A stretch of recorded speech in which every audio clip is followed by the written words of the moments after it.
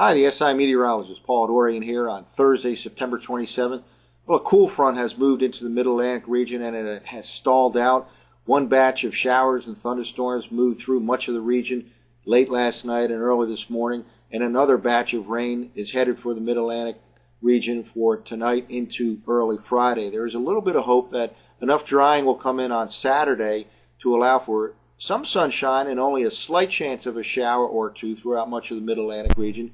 But then by Sunday, it'll become mostly cloudy again with a couple more showers as a strong upper-level low-pressure system moves overhead. And we'll take a look at that in a moment. Here's the latest surface map, and here's that frontal system. It lies across the Mid-Atlantic region into the central part of the U.S. It's not moving very far or very fast. It's virtually a stationary front, a stalled-out front. Notice a couple of waves of low pressure along the front out here over the Midwest and the south-central part of the U.S. And again, there was one batch of showers and storms that moved along this front overnight into the early morning hours, and another batch associated with this low-pressure area is headed for the Mid-Atlantic coastal region, the big cities along I-95 for tonight and tomorrow morning. Some of that rain could actually come down hard for a while, and there can be some embedded thunderstorms. Here's the current radar loop, and here's the first batch of rain and embedded thunderstorms that pass through southeastern Pennsylvania. There's still more on its heels over the next couple of hours. There'll still be another couple of showers or so. The heavier rain now into New Jersey and in the New York City metropolitan region. Then there's kind of a break. This afternoon may feature an afternoon shower or thunderstorm, but mostly rain-free conditions. And then here's the next batch of rain already starting to show up here on the radar out over Ohio, and again, that'll move into much of the Mid-Atlantic region for tonight and the first part of Friday. Some of that rain can come down heavy, and there can be some embedded thunderstorms with that batch of rain. Well, here's the latest infrared satellite loop, and you can pretty clearly see the couple of different waves of low pressure along this frontal boundary. Here's a zone of clouds associated with this stalled-out frontal system.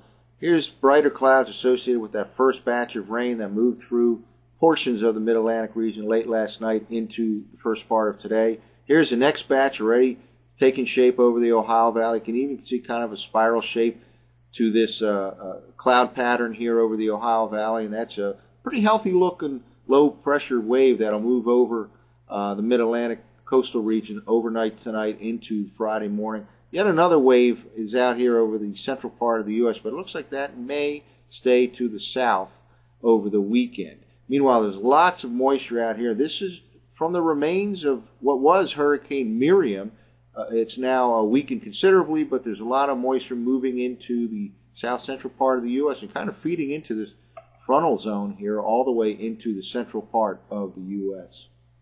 Well, let's take a look at a couple of computer forecast maps. This is from last night's 0Z GFS model run, and we'll first look at the surface maps depicted by the GFS model. This is for tonight, for Thursday evening, and here's that next batch of precipitation in the Ohio Valley, headed right along this frontal boundary zone, this stalled out frontal boundary zone. And again, there may be a break this afternoon throughout the I-95 corridor, but then more rain moves in tonight and tomorrow morning, and some of that rain can fall heavily at times, and there can be some embedded thunderstorms in with this next batch of rain. Let's now jump ahead 24 hours according to the GFS computer model run. This is for Friday evening, and by this time that batch of rain is now in New England moving away, and there's actually a little bit of drying coming in here, and that is a bit of an improvement for the possibilities on Saturday. Again, it looks like there may be enough drying coming in behind this next wave of low pressure to allow for perhaps even a little bit of sunshine on Saturday and only a slight chance of a shower or two. But by Sunday, we'll be looking at an upper level low that'll be moving in overhead, and that'll increase the instability in the atmosphere, and we'll have a couple more showers, it looks like, on Sunday with mostly cloudy skies. In fact, let's take a look at the computer forecast map and why I believe Sunday will be a mostly cloudy day. And here is the loop of the upper levels, the 500 millibar from last night's 0Z GFS run. You notice here that really we have a developing upper level low that moves and spins right over the mid-Atlantic region, and that'll increase the instability, especially by Sunday. This particular loop runs from this evening all the way into Sunday morning. By Sunday morning right here, you have a pretty strong upper level low sitting right overhead. That'll, again, cause some instability. We'll have mostly cloudy skies, and especially during the afternoon and evening hours, there can be a couple of showers associated with this upper level. There is some more hope, though, however, for Saturday, as enough drying could come in to allow for some partial sunshine and only a slight chance of a shower or two. But a decent batch of rain is headed for the Mid-Atlantic for tonight into Friday morning. Well, that's it for now. For the SIweather.com, I'm the SI